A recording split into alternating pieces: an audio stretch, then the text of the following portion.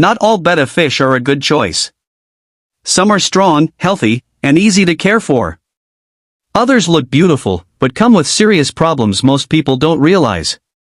If you've ever bought a betta that got sick quickly or didn't live long, the type you chose might be the reason.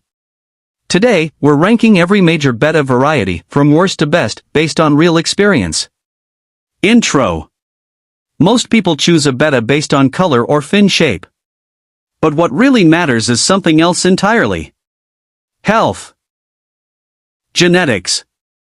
Durability. Ease of care. Some bettas are perfect for beginners. Others should only be kept by experienced aquarists. This ranking is based on long-term care, not just appearance. Ranking system explanation. We're ranking bettas based on 4 key factors. Durability. Sensitivity to stress. Maintenance difficulty.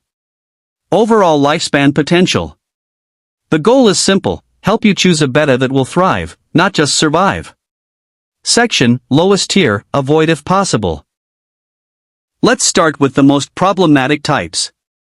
Rosetail betta. Rosetail bettas have extremely large, overdeveloped fins. While they look impressive, these fins cause serious issues. They are heavy and hard to swim with. They tear easily. They are prone to fin rot. These fish often struggle with basic movement and stress more easily. This is not a beginner-friendly betta. Feathertail betta. Even more extreme than rosetails. Their fins are highly branched and fragile. This leads to constant fin damage, higher risk of infection, reduced mobility. They require very calm water and careful maintenance. These are high-risk fish for most owners. Double-tailed betta. Double-tail bettas have a split caudal fin and shorter bodies. While interesting genetically, they often come with structural problems. Weaker spine. Higher chance of deformities. Lower overall strength. They can be kept, but they are not as hardy as other types. Section, lower mid-tier, moderate risk. Half-moon betta. One of the most popular types. Their tail spreads to 180 degrees, creating a beautiful display. However, their fins are still large and delicate. They can struggle in strong currents. They are prone to fin damage. Half-moons are manageable, but require proper setup and gentle filtration. Crown-tail betta. Crowntails have spiky fins with reduced webbing. This actually gives them an advantage. Less fin weight. Better mobility. Lower risk of tearing compared to half-moons. However, their fins can still be sensitive, and water quality must be maintained carefully. They are a step above half-moons in durability. Section, mid-tier, balanced choice. Veiltail betta. One of the most common bettas. Often overlooked because they are less fancy. But here's the truth. They are one of the most durable types. Their fins are not overly exaggerated, which means better swimming ability, lower stress, less damage. They may not be the most visually impressive, but they are extremely reliable.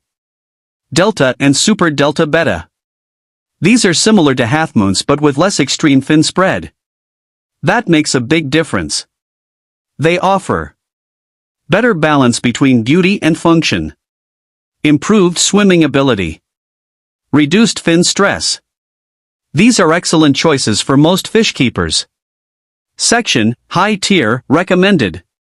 P. ellicott betta. This is where things change completely. Placket bettas have short fins, closer to wild-type bettas. This gives them major advantages. Strong swimmers. Highly active. Much lower risk of fin damage. Better overall health. They are far more resilient than long-finned varieties. If you want a betta that thrives, this is one of the best choices. Female betta. Female bettas are often ignored, but they are underrated. They typically have shorter fins, better mobility, stronger immune systems, They are less flashy, but much easier to care for. For beginners, this is one of the safest options. Section: Top Tier, Best Overall. Wild-type Betta. At the top of the list are wild-type bettas. These fish are closest to their natural form. They are extremely hardy, adaptable, less prone to disease, more behaviorally complex. They may not have the exaggerated fins of fancy bettas, but they are the healthiest and most stable. This is what bettas are supposed to be. Section: Color Types versus Health, What People Don't Realize. Most people choose bettas based on color. But color can also indicate genetic risk. For example, solid bright colors, especially intense reds or blues, are often the result of heavy selective breeding. While they look stunning, these lines can sometimes be more sensitive. Marble bettas, on the other hand, have unstable coloration. Their color can change over time due to genetics. This doesn't harm the fish, but it surprises many beginners. Dragon scale bettas are another popular type. They have thick, metallic-looking scales. However, this trait is linked to a higher risk of developing eye problems over time, sometimes even leading to partial blindness.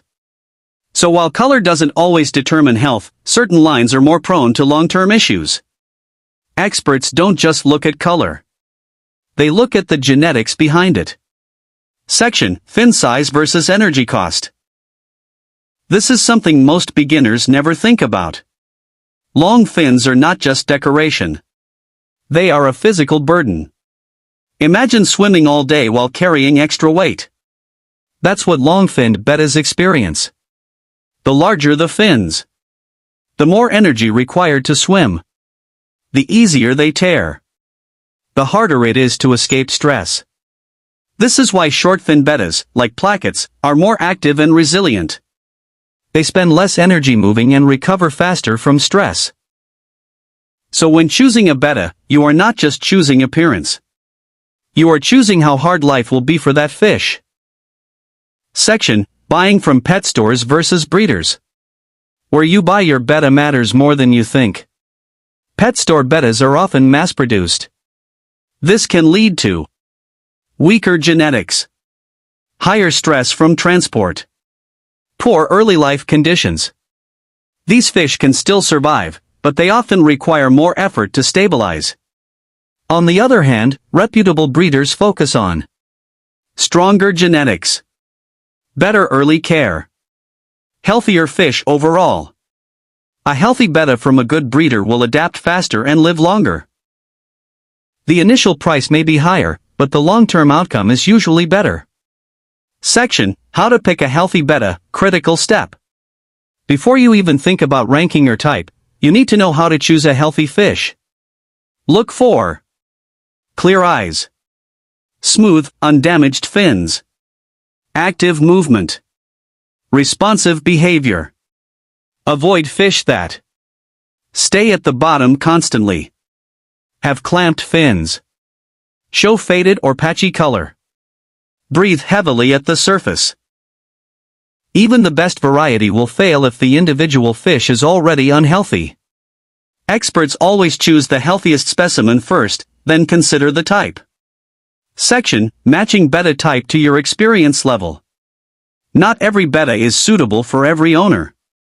Beginners should choose plaquette, veil tail, female betta. These types are more forgiving and adaptable. Intermediate keepers can handle half moon, crown tail, delta varieties. They require more attention to water quality and setup. Advanced keepers may choose rosetail, feathertail, specialty genetic lines. These fish demand stable environments and careful monitoring. Choosing the wrong level is one of the biggest reasons people fail. Section: Long-term cost and effort. Many people think all bettas cost the same to maintain. That is not true. More delicate varieties often require more frequent maintenance, better equipment, closer monitoring, they may also be more prone to disease, which increases treatment costs. Hardier bettas are not just easier. They are also more cost-effective over time. So when you choose a betta, you are choosing your future workload. Final expanded insight. At a deeper level, choosing a betta is not about picking the most beautiful fish. It is about understanding trade-offs. Beauty versus durability. Appearance versus function. Short-term appeal versus long-term success. The more extreme the features, the more careful you need to be. The more natural the form, the easier the care.